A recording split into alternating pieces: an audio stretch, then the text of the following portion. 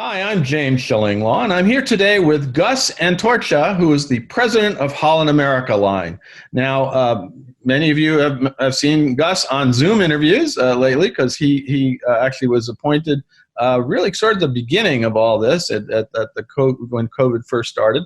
And I've certainly been on panels and seen panels with him. But Holland America just made a pretty major announcement a week or so ago about a new program that's going to make its cruises a lot more inclusive. And there's a lot more going on with Holland America, obviously, in this sort of as we emerge from COVID. And of course, we're doing this interview just as we learned that the CDC just might allow cruising for vaccinated passengers this summer at some point if we can get it all together. So we're going to learn all about that and more from Gus on Insider Travel Report. Now, first of all, Gus, how are you and where are you? I'm doing well. Thanks, James. I am, at the moment, I'm at home in Miami. Great. That's in Miami. And have you gone up to Seattle much for the headquarters? No, not really. We don't have the office open just yet. Okay. And so I could go, but I'd be sitting in a hotel room. So I figure I would be sitting at home instead. So. Why not? Why not? That makes sense. So now it obviously has been a tough year for cruising, and we have a lot to talk about here, but I wanted to start out with this new program you're going to have looking to the future. Tell us a little bit about this Have It All premium package that will be available across your fleet. Sure. Well, look, like many businesses, we've taken the pause to really think about what we offer, how we run the company, what we do, and as part of that, I spoke a lot with our key stakeholders, our travel agent partners, mariners all over the world, our team members, and something that came back was the desire to have a more all-inclusive, evergreen offer. Right. And so we did some research with guests, try to figure out, to what proportion of guests would be interested in something like this, and what the components would be. And what came back was, resounding support for it, and really detail around the components, which is what you're seeing in the Have It All offer that we announced just a few days ago. Now, what is included in the Have It All offer? What are some of the features? Right. So there's 4 features, and with this fare, they're included in the price of the fare. Okay. And so it starts with shore excursions, one shore excursion for itineraries that are 7 days or less, and it goes up the longer the voyages go. It includes the beverage package. Mm-hmm. It includes specialty dining, and it includes high-speed Wi-Fi. And so those 4 components came back as the most, in that order actually, right, as the most sought after, most desirable for our guests. No, that's great, and I know, at least from my perspective, high-speed Wi-Fi is totally important. Yeah. That's something that I've been pressing for forever. But now, and it doesn't always happen on all ships, so it's something that I look for, obviously, in my profession. But let's talk a little bit about how much more it will cost guests to have this package. What is the overall price they will pay for these components? So when you compare it to the standard fare, it's important to point out we will continue to offer a standard fare. I think what also came back in the research is our guests want choice. And so you'll have the choice on the itinerary whether you want a regular fare, standard fare, or a fare that includes these components. Right. And roughly the price difference between the two will be about $45. It'll depend a little bit. And then it'll vary a little bit with duration. Okay. The longer voyages, that per day pricing, it's $45 per day, will come down likely a little bit. The value is about 50% off. So if you buy these features independently versus with the fare that includes them, it's about a 50% discount, which is quite substantial. No, and that's great. And I also, obviously, if they buy these packages, are these going to be commissionable to travel advisors? Absolutely, absolutely, and that was part of, it's interesting. The trade liked the fact that they're commissionable, obviously, but the feedback was around what their clients wanted, and so Right. I really thought that was thoughtful of our trade partners. They're really focusing on the clients, the guests, and then obviously they're very excited and will put real effort behind it, given that it's commissionable and it's substantial in terms of the commission for our trade partners. Sure, absolutely. Yeah. Now, why launch it at this time? Obviously, you did your research with your past guests and maybe some travel advisors, but we're not even in the water yet. Although hopefully in the next couple of months we will get there. Why do it now? Why not? It makes sense. The research made sense. The team figured out how to do it. Why not? I think, though, in all seriousness, I think it was important for us to make certain changes now. So as we begin cruising, I mean, the ships are all in the water, by the way, Right. but they're just not, carrying guests. As we begin to see ships come back into operation, it'd be good to have that as part of the offer. And so it really resets our commercial offer going forward. Although some of your competitors have instituted sort of similar programs in different types. Obviously Celebrity did something last year. Other lines have done something similar, and so so you've kind of either joined the bandwagon or you got your own version of this, right? Well, I think join the bandwagon. That's funny. Well, I don't mind actually copying. If it makes sense, I don't care. If it adds value to the guest, I don't care. We'll do it. I think, though, it's different based on what's important to our consumers. And so a big difference you'll see is that we include Shorex. And the others don't. Yeah, that's huge. That's huge, and especially for agents travel advisors, I should say, to be commissioned on Shorex. Something I've been advocating for quite some time, because that's a key component of a cruise, and up until recently, and still with many lines, they aren't commissioned at this point. Yeah, and especially with, I think, the Holland America product and our guests, the itineraries, the ports we visit, the experience that people gain, both taking the tours, but also how we integrate that experience back on board is integral to the Holland America experience. And so it wasn't surprising to me that Shorex came back so strongly. Mm-hmm. And so we felt it had to be part of the offer if it was going to resonate with our guests and with our product. Now let's switch gears a little bit and look at your fleet today. How many ships do you have now in the Holland America fleet currently, and how many have left the fleet in the past year as Carnival Corp kind of downsized and dropped sort of older vessels? Yep. So we will have 11 ships with Rotterdam, and we sold 4 ships. The 4 ships were, for your listeners that are familiar, the R-class ships, the smaller vessels. Right. We kept 2, which to me was quite important, because part of what those smaller vessels allow, and they're roughly 1,000 passenger or so vessels, what they allow is the ability to deliver product that's going to smaller ports, mm-hmm. Or markets that are a little smaller. Or some stuff is just structural, like you can get under a bridge, like Montreal, for example. Sure, absolutely.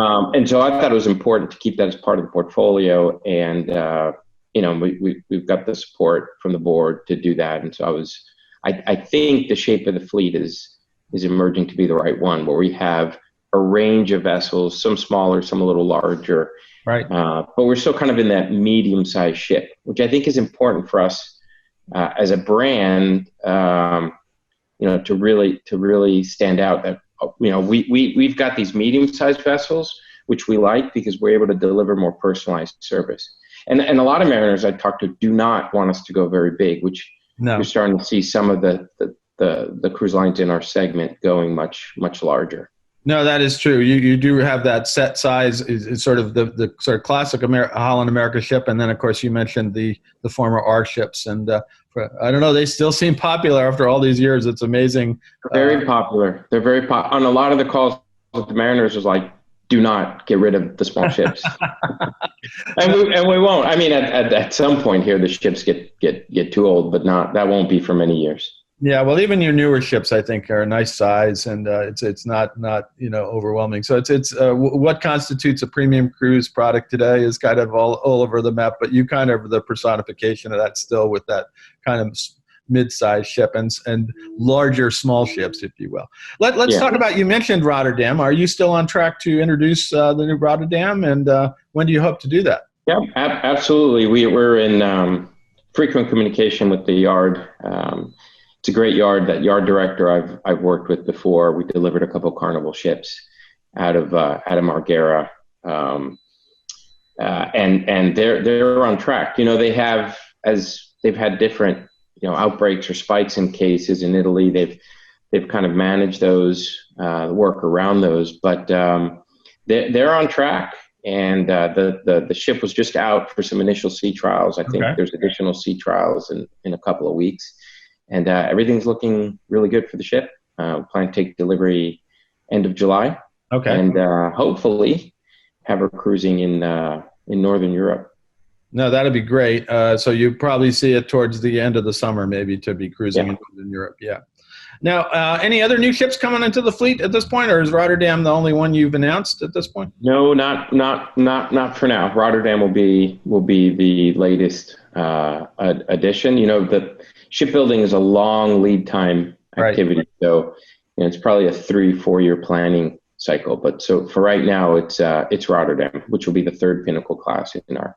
So this is effectively going to be your new flagship, I gather. And as you said, the Pinnacle third in the Pinnacle class, and it really will have all the bells and whistles that that are part of that class. And it all obviously has the classic name, right?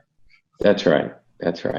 Now, I think that was important. We've had a Rotterdam in our fleet. It was the first ship 148 years ago, and so I think it's important. And I'm excited that she will be the flagship because, Rotterdam hasn't always been the newest ship in the fleet, but she will now, which is exciting. Well, I know we did a story back when you were announcing all that and trying to find all and your team did deliver a lot of the old photographs of each of the different Rotterdams, and it's pretty impressive. What is this, number 8? I forget. I think it's 7. 7. Okay, I gave you one more. So there. So. Maybe you're foreshadowing. I don't know, but it's actually hard to keep track of it. I remember when I first started cruising as a kid. I actually saw one of those Rotterdams. I think it was 4 or 5. I don't know, crossing the Atlantic, and it was one of those ships everybody knew. Like the pretty cool QE2 and the France and all that. So like the old Norway, Norway, yeah. Then the France. I was actually on the France. So there you go. I'm old enough. I was on the Norway, but it was like the second cruise we took, and it was just awesome. Yeah, those old ships certainly had some character, and to see them, and then I remember crossing and seeing the QE2, seeing the Rotterdam, and. It's for those are the days of transatlantic for me, but that was different. So let's talk about cruising. When do you hope to get back? I mean, this is like the $24,000 or $64,000 question. If I guess it's probably worth more now. When do you hope to get back to cruising this year? Are you thinking of introducing some cruises from foreign home ports like some of your sister brands have, like Seabourn and other cruise companies? Obviously, have done. Sure. So I think when we talk about this, we've got to think of the geographies a little differently. I'd like to get cruising as soon as possible. Right. And I think that depends principally on government being supportive and clear in what they want done and how they want it done. Right. And I think we can start with the U.S. Those discussions are very far along with the CDC and other key stakeholders in the government. We've made a lot of progress, and I think we're very, very close to having a clear path on how to return, and I think that'll be midsummer. Okay. But you're not thinking of as a lot of some other lines have sort of based ships in different islands in the Caribbean. Obviously the Bahamas, places like that, or in different ports. We're exploring them. We're exploring those. We're exploring the Caribbean. I think Europe Greece has really shown Right. to be out in front as far as defining what cruise lines need to do, and so we're exploring some shifts. We have Greek inventory open right now, so Right. our plan is to sail from Greece in the summer. There's inventory open and selling for that. We may tweak some things in Europe so we can get going a little sooner. But the big question for our guests is Alaska and summer. Sure. And I do want to get to Alaska. Yeah. I mean, is there still hope for an Alaska season, do you think?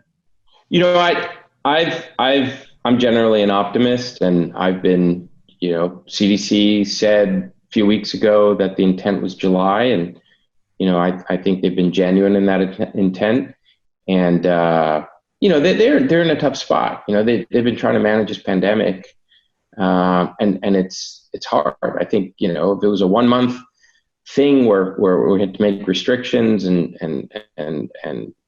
all make sacrifices, that'd be one thing. But over the course of the year, there's fatigue and there's travel. It's hard. It's been hard for them. And so I think they've been trying to balance many things. But they said July for us. And I think, there's a lot of people working very hard with a real intent to allow cruises to come back midsummer.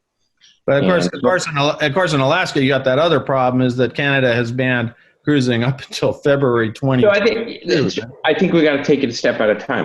I think when Canada made that announcement, the vaccinations weren't as widespread as they are. We knew less about the virus. I mean, I think this changes rapidly, and so I think the first step is clarity with the CDC. Got it. Which is emerging, and then the second step will be to figure it out with Canada.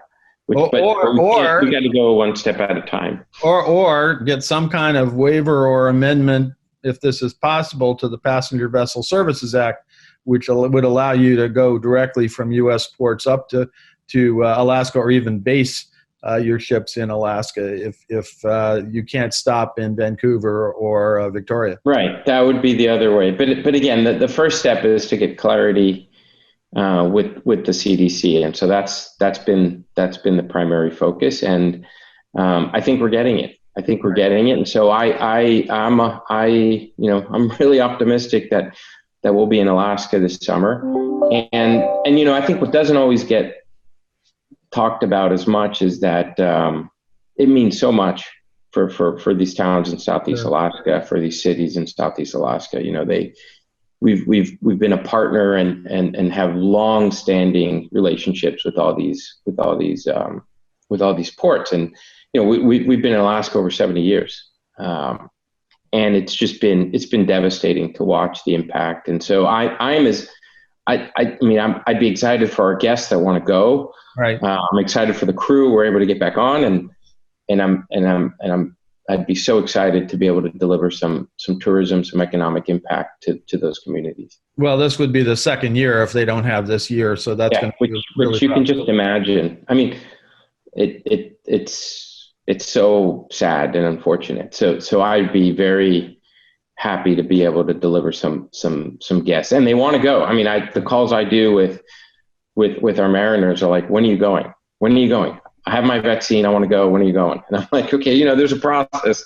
We're working on it, but I think the demand is going to be. I mean, there's so much pent up demand. I mean, I feel it from the conversations I have with our past guests, and the trade. The trade hears it too. So absolutely. Now you mentioned that you already have Europe itineraries on the books for even this year. Well, what for Europe, and what about Asia? Is there things going on? I mean, do you think you'll see some cruising in both regions? I think Asia, it depends. As I said, when I was mentioning Europe or Alaska, it starts with government support, a framework for how to cruise. I think there are parts of Asia that are open. I mean, Royal was sailing. Out of Singapore, yeah. Right, and there's some good discussions with Taiwan. So there's pockets, and I think that's how this will start. You saw in the Med, Greece, and that's a pocket. I think in Asia you'll see some pockets. Australia, we're not sure yet because they're effectively closed. So I think what you'll start to see summer into the fall are some pockets, and then as we show success, as some of the whatever the governments want, their infection rates in the country, vaccination rates go up, I think you'll see other countries start to open up. But it's definitely opening, which is positive for everybody. Absolutely, I couldn't agree more. Now, let's turn to what Holland America's onboard product is really going to look like when you finally get back to cruising. Are you making any changes or updates? Obviously, you've had this new program, but that you're going to put with have it all. But either are these updates due to address those COVID-19 protocols? So sure, there's a series of upgrades that. Well, actually, let me. I'll start even before all of that. The cruise industry, and Holland America in particular, has amazing health and safety protocols on board the ships. Right. Actually, Holland has won awards for some of our accessibility and the facilities we have on board. And we've worked for many years with the CDC around public health and the requirements and the procedures and the precautions we take on board. Mm-hmm. In addition, we have already made upgrades, whether it's HEPA filters or HEPA light filters, UV lighting. So there's a series of upgrades that during the pause we've made, to air handling, certain features, counters, and stuff like that on board the ships. So those are sort of hardware type upgrades that we're making or have made. As far as what the experience will look like, at least for Holland America, I plan to deliver as close to the vacation experience people want, which is what we've always done with cruising. You've got bars, you have entertainment, you have amazing dining, all of those things we plan on delivering. Now we'll have to adjust depending on geography, depending on what the regulators want to do, whether there will be some level of physical distancing, probably. Mask wearing, maybe in some areas. It'll depend, and certainly the way we start, I suspect it'll be different 3 months from the point we start, and 3 months of that it'll be different. Just like you've seen shoreside, you've seen, the restaurants were only outdoor dining, and then now the restaurants are indoor dining. Whether you're vaccinated or non-vaccinated. So there's a lot of variables that are come to play, but I think we need to deliver the vacation experience people want to have, and that involves entertainment, food and dining, food and beverage. So I think it'll be close with certain precautions, depending on the geography, depending on what regulators want us to do. Well, you've also, in the last few years, you've made some major innovations on board with a lot more music, a lot more great dining, whether it's, some amazing restaurants or whether it's that music walk around there. It's just, that really has fundamentally changed the Holland America product, I believe, in the last literally 5-6 years, right? Yeah, it has. The Lando and the team before me did a lot of work to really modernize the onboard experience, and I think they did. I think they did a wonderful job, right. Done in a Holland America way, which is, these venues are very intimate. The performances you'll see are world class. And we found the partners to be able to deliver world class performances. Lincoln Center Stage, sure. BB King's. We worked with.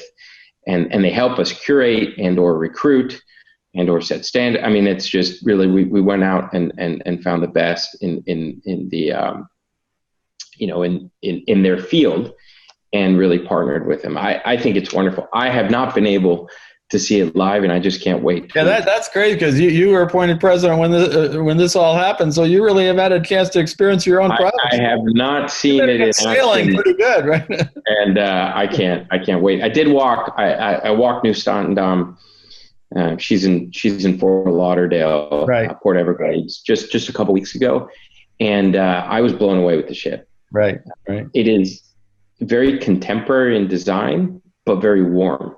So there's a richness to materials, and the colors are comforting. So light browns, some orange, of course, but blues, some off whites, and so it's warm. Yeah. But it's very contemporary in its design. I mean, the dining room just blew me away. Tehani designed it, and it's pretty spectacular. My favorite dining is Rudy's, so that's. Oh, okay, well, then you went there. I mean, Rudy Seldermere is pretty incredible. I mean, Rudy actually lives in Miami. We get together for coffee every few weeks. You couldn't do coffee. You should get him to cook you dinner. Right? Well, he's done that too. It's pretty awesome.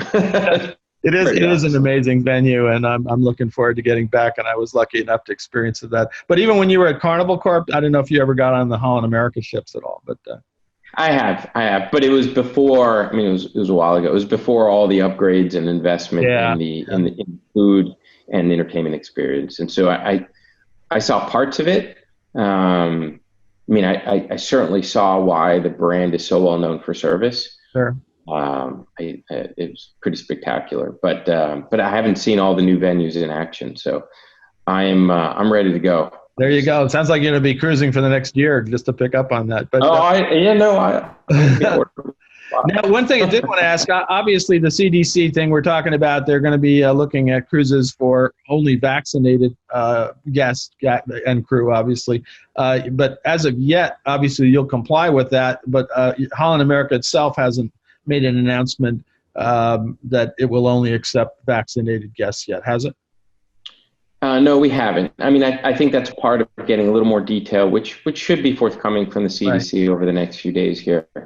And I think they'll lay out a framework around certain, if we achieve certain vaccination levels on board, well, there'll be certain things we have to do. And if not, there'll be other precautions we have to take. I think they'll just try and set up a framework, and then each line will have to decide what makes sense for them and their guests. Right. I don't think we have the same issue Royal or Carnival would have around. It really comes down to children.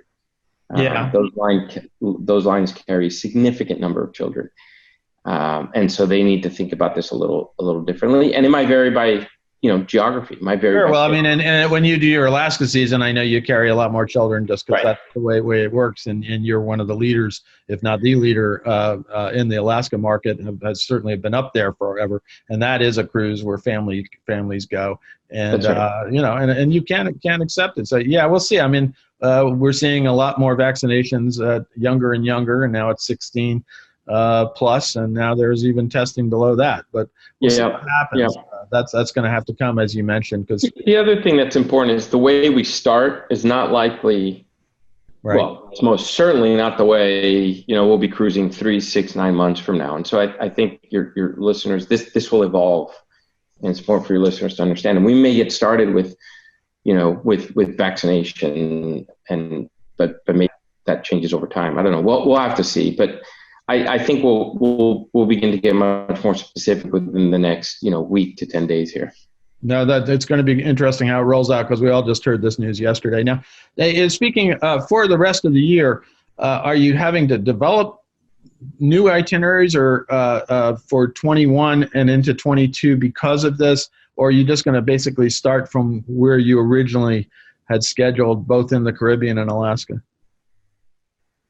So we will start from what we're scheduled. Right. Depending on different countries and where they are, we might need to make tweaks or adjustments to the itineraries. We also may make some adjustments.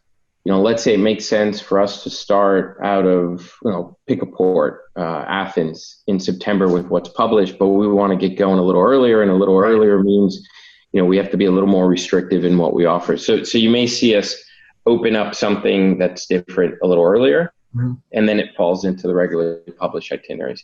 And we also have to think about how we bring the fleet back. So depends on geography, depends on pace, because we need to bring these ships back thoughtfully and methodically. So all of that, we're kind of rolling around in to figure out exactly what we do and where. But I think you're going to start seeing ships coming back, this summer. No, that's great. And now, obviously, you've been sort of putting out your schedules. It seems almost earlier and earlier. And you publish 22 and 23 seasons. Have you had to make changes to those itineraries that you've planned? And also the corollary to that, are you seeing bookings coming back for those future cruise seasons? Because obviously there's pent up demand. Yeah. So we've made lots of adjustments and changes because 4 ships depart, have us, relook at the entire schedule. So for 22, we've, completely rebuilt it. It's already published, but we had to rebuild it. Interestingly, and I gave this challenge to the team, was not to drop countries. Right. Again, I mentioned how important the itinerary is to the Holland America guest. And actually came back, we added 2 countries. So I think in what was planned for 20 or 21 had 112 countries, and now we'll be visiting 114 countries. So they delivered on the challenge, which is great. It's such an important part of the Holland America offer. As far as bookings, look, that starts to trade into sort of some public information I got to be careful with. But it's booking. We're open and we're taking bookings, and I'm very happy about how that's progressing. And it's great. And I think as we get more certainty here over the coming weeks, I think that's what the consumers really are looking for. Sure. The guests are really looking for at this point is it really going? Are we really going? Are we really cruising? And I think the more we start getting some ships operating and the more there's certainty around it, the demand will be even higher, which will be just awesome. Absolutely. We're looking forward to this strong comeback. Now, is there anything else you want to tell our 85,000 travel advisor viewers out there about Holland America, about your new Have It All program and your future cruising plans? I think we covered a lot. I think I'd like to sort of just tell them the trade is extremely important to Holland America, and we've been strong partners with the trade for many, many years, and we have to remain strong partners going forward, because it's going to take all of us to build back up, to build this industry, build this company, build this brand back up to what we all know it can be. And so we've made some investments in the trade. We will continue to do so. We're going to add products that make more sense for the trade to sell, like Have It All. So there's more coming. But I just want to make sure that all your listeners know that from me, I appreciate what the trade does. I'm very supportive of the trade, and I look forward to working closely with them on selling cruises and getting guests on board and building this industry back up. Well, Gus, I want to thank you for taking the time to speak with us. You got a great new program with this Have It All package. It's obviously great for guests and also for travel advisors because it is commissionable. So we're looking forward to working with you and we're really looking forward to seeing Rotterdam, when it's out later this year. And even most importantly, we're looking forward to get back to cruising this summer if all this thing works out with the CDC. But again, I want to thank you for speaking with us today. I am as well, and thank you, James, for having me. I'm James Shillinglaw, and this is Insider Travel Report.